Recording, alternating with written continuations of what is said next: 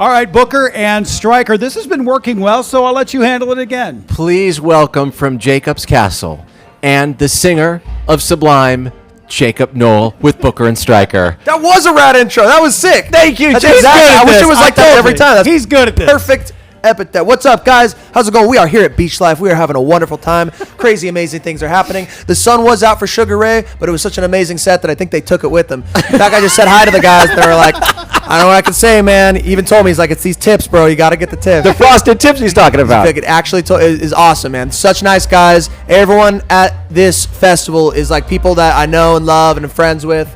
And Beachlife is like my home. Love it here. I was just going to bring that up. This must be like a being at home backyard kind of gig Bro, for you. yes. Okay, I gotta rant for a second. I already kind of am. I have played nearly every year at Beachlife. You know, they do every other bookings and stuff. Yeah. But since I was like a teenager, they have been booking my projects from where I started off with one of my first bands, Law, and then Jacob's Castle, and now Sublime. I realized today, I did the math, I have at one time or another, after tonight's show, I will have played every single stage on Beachlife in one iteration or another, whether it's jumping up with Long Beach the Ball Stars, or playing the main with Sublime. It feels so cool, dude. I think I saw Portugal on Demand. Yeah. Portugal the Man. There we go. Portugal the Man, yes. On Demand. Yeah. The most legendary set where they played their big hit song first and then did nothing but covers. Oh, a few years ago. Yeah. Mm-hmm. On that big stage. And I remember thinking as a younger man, like, man, that must be what it feels like to really have gotten somewhere with your career. So I feel incredibly lucky. I feel so honored that I get to be here doing this. And Beachlife is home, man. This is the best festival in Southern California. So when Portugal the Man comes out and plays a couple of hit songs right away, and of course Sublime has 15 of those. Yeah. When it comes to the set list, who makes the set list? The three of you, how does that go down? Bud God. Bud does it. Bud. Yep, I just give it to the senior members. It's not my band, man. They just asked me to sing for it. There's no replication for the original or any of the other amazing people who have been able to sing and perform in that role. Got nothing but respect for that. So I just feel lucky for this era of Sublime, V4, Era 4, whatever you want to call it. But ultimately, I'm just here to serve, and it's such a lucky, awesome rap position to do it. So I always like, Bud, you know what the flow of the thing is, you guys know, and he always says that a Sublime, no two Sublime sets are alike. Yeah. Try to keep it chaotic, fun, get locked in, and I always try to pitch, let's play the hits first, but no. Yeah.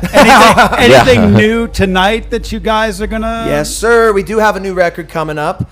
Some new stuff that me and the guys have been working on in the studio with our boy John Joseph over in San Pedro, our producer. Travis and Feldy did a couple co-writes with us. Okay. It was a lot of fun.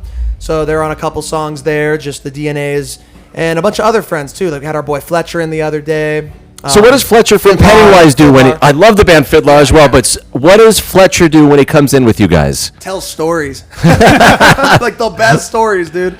But he ripped some really powerful guitar for us. Wow, awesome. Yeah. Are you just having the best time? Because we got to see you out of the element, the backstage.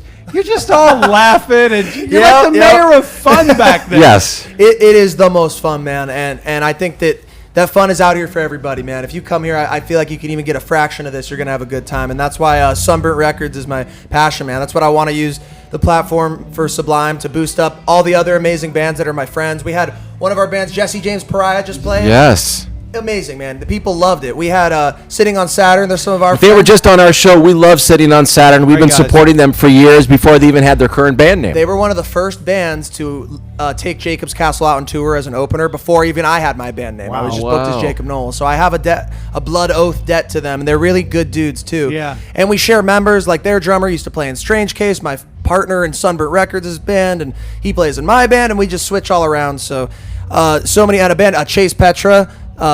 It's my friend Robbie Allen, his daughter Hunter Allen. Her and I came up together in Long Beach, and our first band started together. It's just when you come to Beachlife, it feels like you're home. It's family, man. All the stuff is just connected. Is this a little harder for you because you are from the area? Is this a lot of, hey, we need some tickets? Backstage? You getting a lot of that? Backstage, I just mean the phone ringing. Well, I wasn't going to tell him myself, but I mean, it's too late now. But I've been sneaking so many people in out here, dude. Are you kidding me? They gave us like so many guest slots, and somehow it's not enough. I'm like, I feel so bad to them. They're being so nice about it. And all the people running the carts and stuff are like our homies. We have this whole hidden spy network of like, you take this band and give it to this person. They're going to trade it to this guy, and he's going to give you a roach, and you're going to smoke half that roach, and that's a signal to the other guy.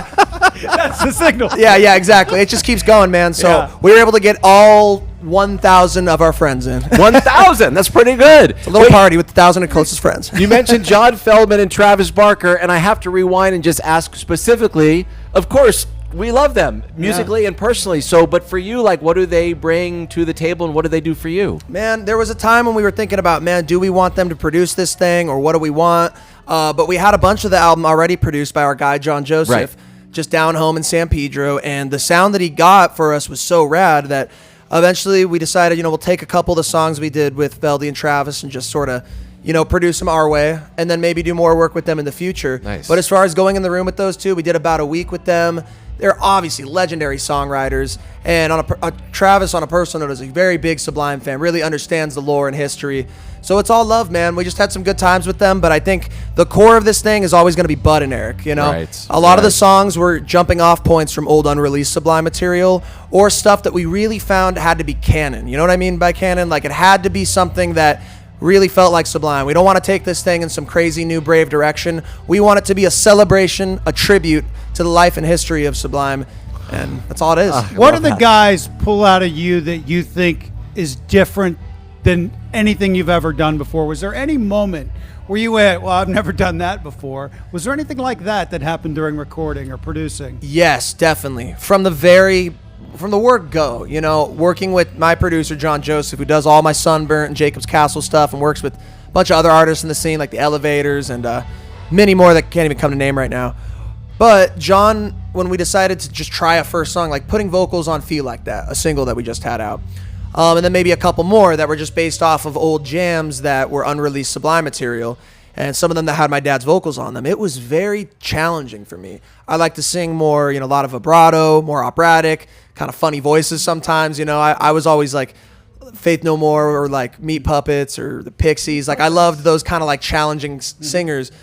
But Sublime is something totally mystical, and it's very tough. I feel like I don't sound like my dad a lot, but every time someone tells me I do, it means a lot because I really want to get it authentic for those fans. But he was a 1 in a million singer. There's no replacing the original thing, but getting to push myself to try to sing like that has been a wonderful and challenging exercise as a singer. Jakob Nowell, you have been on with Booker and Stryker like 3 or 4 times now. I love you guys. This is the best, That man. pool We'll do it party. again. That The pool party. when you that jumped was in the fun, swimming pool. boys. That was the best. And That then the was the U.S. best Open of Surf, and when you jumped in the ocean right afterwards. And then we You know what? Let's go to the water right now. No. Go ahead. I'll join you. They said I could do. Hard pass. But, man, the way you conduct yourself and the energy you bring on stage and in the our best. interviews, we're so fond of you and we cheer for you. And Thank you. You're doing amazing. Congratulations so on much, everything. man. Thank you for supporting us. We love you, dude. There you Couldn't do go. it without you guys, all the fans, and everybody here at Beachlife. We love you guys.